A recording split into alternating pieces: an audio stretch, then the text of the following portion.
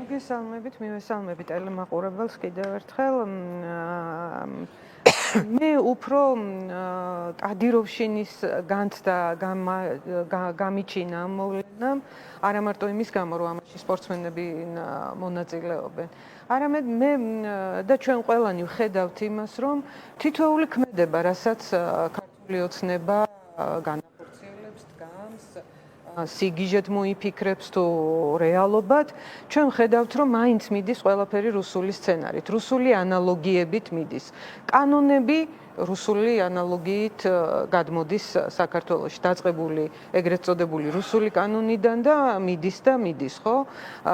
ეს ციხეში პოლიტიკური მოწინააღმდეგეების ჩაგდება, თავისუფალი სიტყვის აკრძალვა, სამოქალაქო საზოგადოებისთვის ძალიან სერიოზული პრობლემების შექმნა. თუ გადავიხედავთ ახლა რა მდგომარეობაა რუსეთში, ეს მდგომარეობაა ჩამოყალიბებული და ბიძინა ივანიშვილისთვის თავარი, ასე ვთქვათ, სწორების ხაზი არის რუსეთზე. ის ვერასოდეს ვერ იქნება ევროპისკენ ორიენტირებული, იმიტომ რომ ევროპაში მართლა სხვა ღირებულებებია. ეხლა ევროპულობაზე როდესაც ვლაპარაკობთ, ეხლა წარმოვიდგინეთ, წეღან გია რო ყვებოდა გიასი და იმ ღირებულებების მცველის დიალოგი ღირებულებების საკითხზე. ერთი 10 წუთი მაინც ხო წარმოგვიდგენია, რა შეიძლება იყოს ეს ადამიანები ხო არიან გამოყენებული ადამიანები თავიდან ბოლომდე, იმიტომ რომ მათ არ აქვთ ინტელექტუალური ბაზა არანაირი, მათ შეუძლიათ ჩხუბი და ხელისუფლება იყენებს მათ არა ეკლესიის დასაცავად. ეკლესიას რაში ჭირდება ვიღაც მუშტის კრივის ცოდნი ადამიანების დაცვა. 21 საუკუნეა და ამდენი საუკუნის განმავლობაში ქრისტეს სიტყვაზე და ქრისტეს ეკლესიაზე ძლიერი არ შექმნილა ამ სამყაროში არაფერი. და ეხლა გამოვიდნენ ეს ადამიანები და გვეუბნებიან თურმე რომ 21 საუკუნეში რაღაც ჯგუფები უნდა შექმნან ეკლესიის დასაცავად. ეს ხო არის ტყუილი აბსოლუტურად, მაგრამ ესეც ხო რუსული ნარატივია. ეს ჯგუფები ჩვენ ვინახავს 5 ივლისი. ესეც ხო არაფერი არის. თუ არა, რამოდენიმე სასულიერო პირიც იყო იქ წამკესებელი. კი, ესეც ილინგება იმ რუსულ ნარატივთან, რომ რუსეთში რუსული მართლმადიდებლობა რა არის? პუტინისტური რუსეთი იცავს რუსულ მართლმადიდებლობას რაღაცა დასავლური ექსპანსიისაგან, ხო? და ჩვენც აი თითქოს ამ მართლმადიდებლობის ნაწილი ვართ. ამ დროს ეს არის აბსოლუტურად იმპერიალისტური მოვლენა რუსული, რომელსაც ქრისტიანობასთან არა აქვს უბრალოდ შეხება. შეიძლება იმებს რა ქვიან ლოცავდეს პატრიარქი საბრძოლო მასალებს და ისე უშვებდეს ბრძოლის ველზე. ეს ხო წარმოუდგენელი ამბავია და რამდენი ასეთი მაგალითი ვნახეთ ჩვენ 21 საუკუნეში, რამდენი ასეთი მაგალითი ვნახეთ ჩვენ უკრაინასთან მიმართებაში, ხო? და ეს არის რუსეთი, იმიტომ ბევრი ადამიანი ტყუვდება ამის გამო, პროპაგანდა ატყუებს ადამიანებს და მართლაც ჯერათ მათ, რომ აი რუსული მართლმადიდებლობა არის ჭეშმარიტების გზა და დანარჩენი ყველა ჭეშმარიტების გზის წინააღმდეგ მიდის. წეღან თქვენ რომ რაღაც სიუჟეტი აჩვენეთ ძველი ამონაკი ერეკლე პაპას იქ ეჩხუბებიან ცნობილ ადამიანებს, ხო, რომ აი თქვენ ერეკლეს შეურაცხყოფთ და ასე შემდგომ და უკნიდან ვიღაც იძახის, არ იქნება ომი, არა. და აი ვინმე მითხრას ერეკლე მეფესთან ომი არ იქნება, რანაირად შეიძლება ხალხო მითხრას ვინმე ერეკლე მეფესთან, რომელმაც იმდენი ომი გადაიხადა საქართველოსთვის, რომელსაც იმდენი ჭრილობა ჰქონდა სხეულზე, რომ არ ეთვლებოდა ეს ჭრილობები, მასთან კავშირში ამბობენ, რომ ომი არ იქნება. ვიღაცა სხვასთან მაინც თქვან ეგეთი რამე, მაგრამ პროპაგანდამ ასე შექმნა, რომ იქ ქართული ოცნება და რუსული რაღაცა ეს რაღაც სპეცსამსახურები არიან ერთი მხარე, ვითომ ღირებულებების დამცველი, ვითომ ქართველები, ვითომ მართლმადიდებლობის დამცველები და თუ კი ვინმე მათ წინააღმდეგ არის, ის არის მართლმადიდებლობის წინააღმდეგ, ეკლესიის წინააღმდეგ, ყველაფერი ქართულის წინააღმდეგ, დავით გარეჯის მტერია, ერეკლე მეფეს მტერია, ეხლა ნოდარ დუმბაძის მოძულეა. ამ დროს ეს ხალხი, ჩვენ ხომ ვიცით, სათითაოდ აღებული თითოეული ეს ადამიანი. ბიძინა ივანიშვილით დაწყებული. ბიძინა ივანიშვილის ხატი ხო ფულია?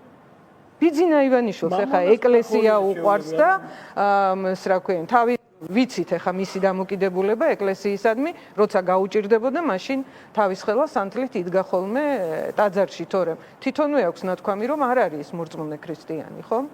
ერთი მის გარშემო ვინც არიან ის ადამიანები? ეგ მისი არჩევანია, მორწმუნე ქრისტიანი არის თუ არა, მაგრამ აი მაღაზე რო დგას მთელი მისი პარტიის და პროპაგანდა არ უნდა აგო ამაზე, თორემ ადამიანის თავისუფალი არჩევანია, რა თქმა უნდა, ხო?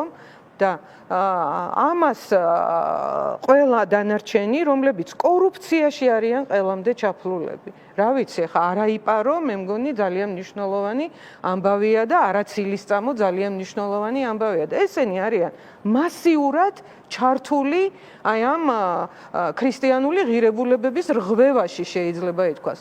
უზღვავი რაოდენობით ფულს პარავენ ქართულ სახელმწიფოს და ქართულ ხალხს. აი იმ გაჭირვებულ ადამიანებს, რომლებიც ცხოვრობენ ქალაქშიც და ცხოვრობენ რეგიონებშიც. უზღვავი რაოდენობით ფულს პარავენ და მათი ინტერესი მხოლოდ ეს არის, რომ ეს მდგომარეობა შეინარჩუნონ და აი მაგაში იყენებენ უნდა დაიწერონ ქრისტიანობა, მართლმადიდებლობა, ნოდარ დუმბაძე და ასე შემდეგ. კიდევ წინ გვაქვს. ეს არ არის ნამდვილად ღირებულებების დაცვაზე ორიენტირებული, თორემ ღირებულებები რა არის? მართლაც შეიძლება უკაცრავად მან კითხვა არის თაობაზე ბევრად უფრო მოდით ერთი წუთი მეც საფუძვლიან. ხაზეც ლაპარაკობდით ხო წეღან და ეხლა ვიყავით ადიგენის რაიონში და ავდიოდით ზემოთ იალაღებზე, სადაც ადიან ზაფხულობით და დაახლოებით 5 თვე ცხოვრობენ იქაური სოფლის წარმომადგენლები. ეს ცალკე თემაა, რა პრობლემები არის იქ, მაგრამ გზად ერთ-ერთ სოფელში დგას ძველი ავტობუსი. აზიკებს რო ეძახდნენ, ხო? ეს და აბრა აქვს სოხუმი. და ქართული ძველი პირველი რესპუბლიკის დროშა არის და ეს კაცი ვისიც იყო ეს ავტობუსი, სარეისო ავტობუსი იყო და აქედან ადიგენიდან ახალციხიდან ხალხი გადაყავდა სოხუმის მიმართულებით. ჯერ რამდენჯერ იყო ჩასული, რამდენი ადამიანი ყავდა ჩაყვანილი, ხო, ამ ძღოლს და ამ ავტობუსს და რაღაცნაირად კი დაჟანგულია და რაღაც, მაგრამ მაინც რო დგას, აი რაღაც გემართება ადამიანს რა. აი რაღაცა მოქმედია. არა, დგას. აი მაგდა შეიძლება არტი გააკეთო რა, სკულპტურათ აქციო, რა? ხო, რა. ამაზე უკეთესი რა უნდა იყოს რა. გია მივედით. მემორიალური ის არის. ხო, აი მემორიალური ძეგლივით არის, მართლა. იქე მოვახერხოთ და ჩამოვიტანოთ და რაღაცები ავაკეთოთ. მაგრამ იქაც კარგად დგას. არა, ვიგავაკეთოთ მაშინ. მაშინ ხო? და სურათი გადავიღეთ რა. იქ და რაღაც ტექსტი გაჭირეთ.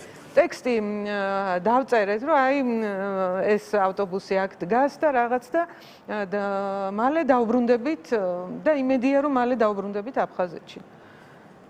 იმდენი დაცინვა მოყვა ამ შემოსეული კოდსტროლების ალბათ. კოდსტროლების, ეხლა რამდენიმე ეხლა ხო არ ჩამოული, მაგრამ გადახვალ, კოცია, გადახვალ, კოცია, გადახვალ, კოცია და რას წინ დაჯექით მალე ჩახვალ თუ რაღაცა ეგეთი. ანუ აფხაზეთში ჩასვლის ოცნებაზეც კი ადამიანები არიან აცრილები. წარმოუდგენელი ამბავია. ეს კოცობა. არა, ბოდიში მოვუხადო. რაღაცა უბედურება არის. მენტალური უბედურება არის, შეიძლება ითქვას, აი ამ რაღაცა რუსულ რაღაც იმასაც კი გაცდა, იმიტომ რომ საკუთარი ქვეყნის ტერიტორიული მთლიანობის აღდგენას არ გულშემატკივრობს, ხო? თუ აცნობიერებს რას წერს, ხო? ამ დროს არა? აი რაღაც უბრალოდ მომინდა რომ ეს გამეზიარებინა თქვენთვის და აი ამ ჯგუფების შექმნის დროს ვფიქრობდი რომ ეხლა ჩემთვის ეროვნული კონსოლიდაციის თემა სრულიად სხვა მიმართულებებით ხორციელდება ხოლმე, მაგრამ სპორტი ხო ბევრი ადამიანისთვის არის რაღაცნაირი ეროვნული ენერგიის და ეროვნული რაღაცა თვითგამოხატვის და რაღაცნაირად სოციალური მიმართულებაც არის, რომ ამაში იხარჯება ადამიანი, რაღაცა ჯანსაღი ცხოვრების წესის პროპაგანდა ხდება, უყარდება ფეხბურთის რაღაცის სრულ არ იყო გულშემატკივარი, გიხარია ჭკუაზე არ ახარ ხო, როგორ. ამ ხალხსაც გულშემატკივრობდა საქართველოს მოსახლეობის რაღაცა სოლიდური ნაწილი, მათი წარმატება, მათი გამარჯვება უხაროდა.